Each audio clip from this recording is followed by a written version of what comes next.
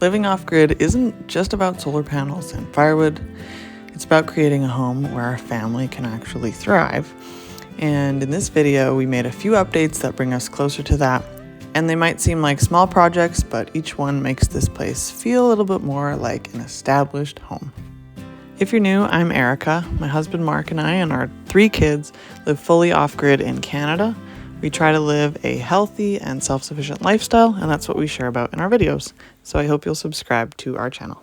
All right, today's project is prepping this area here,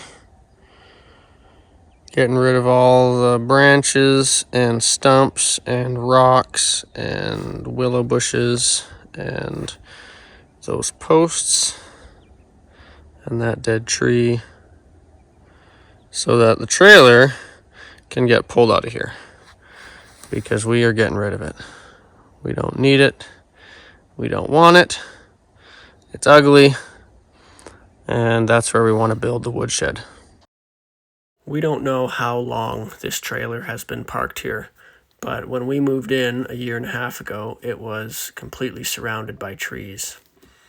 I cleared this land for a few reasons. One of them, to get the trailer out, but also so that we could have a bit more of a yard. We decided pretty early on that we wanted to remove this trailer and put a woodshed there, and it's taken us over a year to finally be ready to get it out of here. It really is an eyesore, and we are excited to have it out and be able to start prepping for a really big woodshed.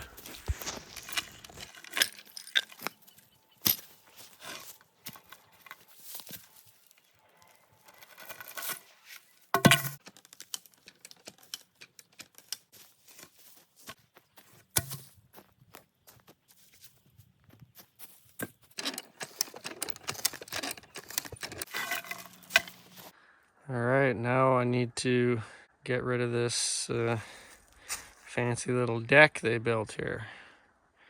It's pretty rotten, so that should go pretty quick. That deck was very rotten. I'm surprised it didn't fall over on its own. I was able to pull the whole thing apart without any tools within just a few minutes.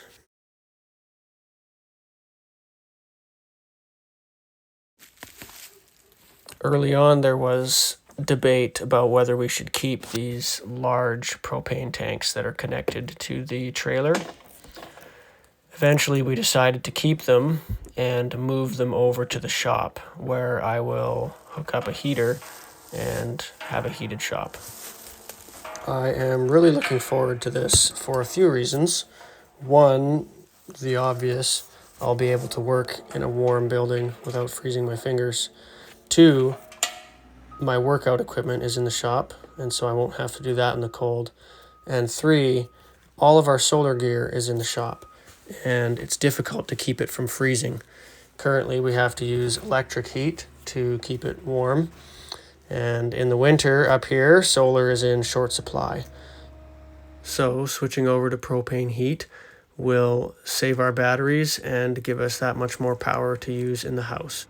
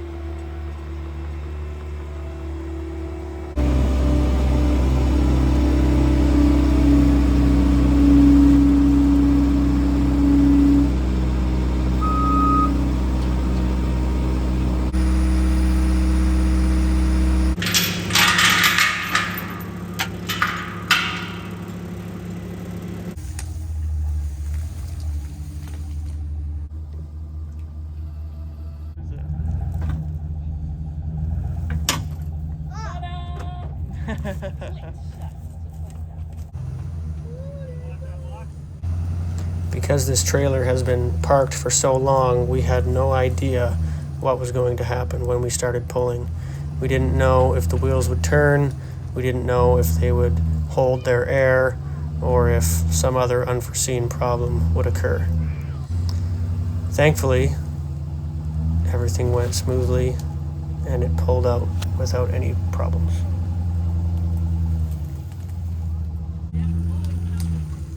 And a quick shout out to my brother who came over and helped move the propane tanks and also brought his truck over with the fifth wheel hitch and pulled this out for us. Without him, we could not have gotten this all done. So thanks to you, bro. Woohoo! Good job, guys. That ladder is so that someone can climb up on the roof. It means take on big steps on walking quickly and with purpose. I'll show you striding, and then I'll show you scrolling. This is striding. I will bring the... Just wait. You want another push? This Sandbox build was not planned. This old tractor tire was behind the trailer and had been used as a dumping spot for firewood ash. I thought that was a little silly, and it didn't take me long to get a much better idea. The sand for this Sandbox is coming right off of our property. Our entire property is a giant hill of sand. So beside the well, there's a pile of sand with only a few organics growing in it. And so I figured that was good enough to scoop up and use for a Sandbox.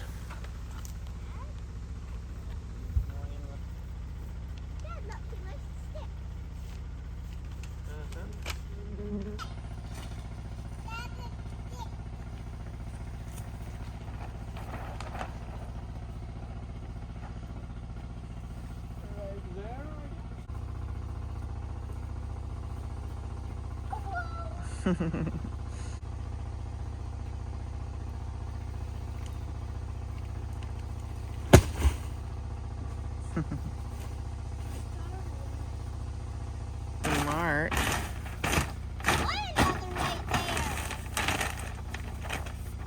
It makes it even harder for the weeds to get in this way.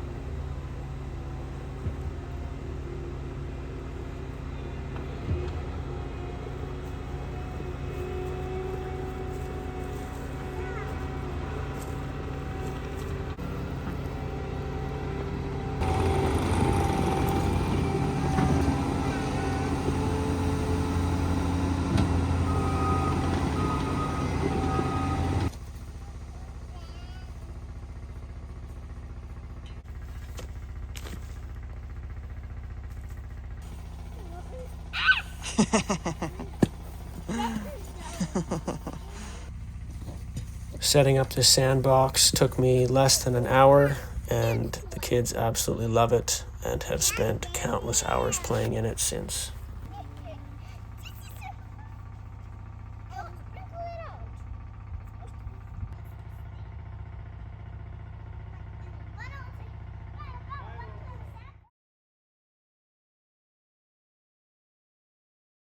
This is another unplanned project.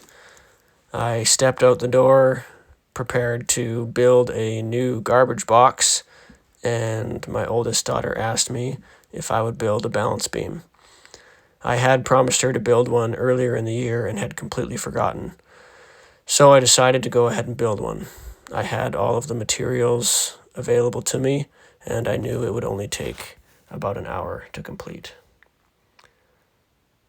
The 4x4 that I'm using has a pretty big twist in it, but I wasn't too worried about that because the area where I'm putting this is pretty uneven as well. And so I figured that I'll find a spot where it matches roughly and make it work.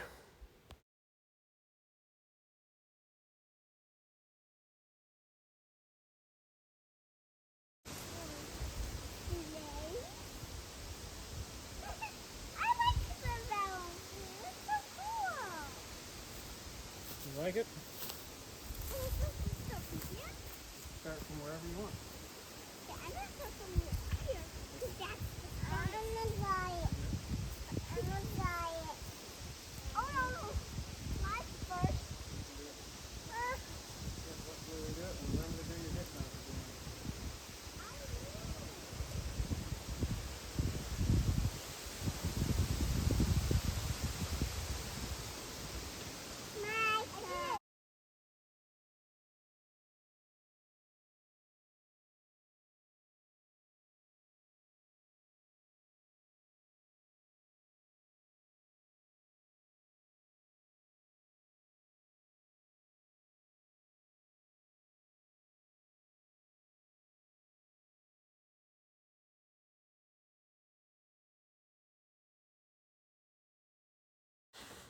I've been wanting to build a garbage box since the week we moved into this property.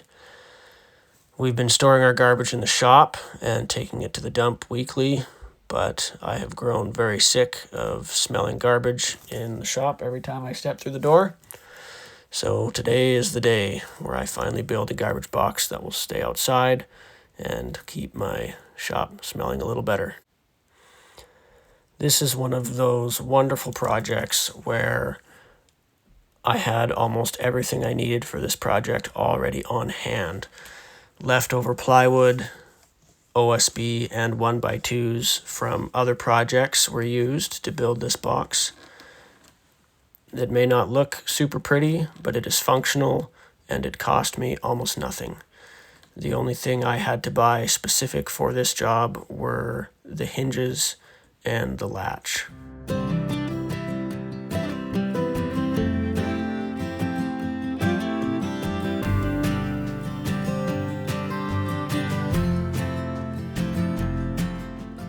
Just like little updates on our homestead make a big difference, small shifts to our habits can really change our health and energy. And that's what I share in my free workshop, the 3 simple steps I took to get my health and energy back. The link's in the description if you'd like to join me for that. Thanks so much for watching this video. We make a new video every week about our off-grid life, so I hope you will subscribe, and I will see you in the next one. Bye.